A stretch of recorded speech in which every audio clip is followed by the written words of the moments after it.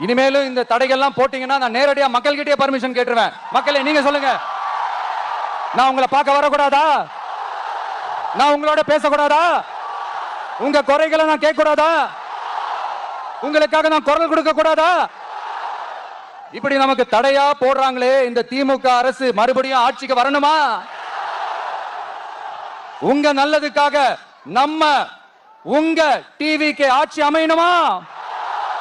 சத்தமா சத்தமா கேட்டுச்சா மை டியர்? ஏன்பா நான் தான் அப்பவே சொன்னல, அவருக்கு ஆசையா பாசமா கூப்பிட்டா பிடிக்க மாட்டேங்குது. ஏன்பா மறுபடியும்? கேட்டுச்சா சிஎம் சார்?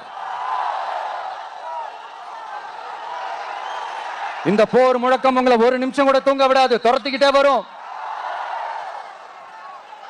கான்பிடென்ட்டா இருங்க, நல்லதே நடக்கும், வெற்றி நிச்சயம்.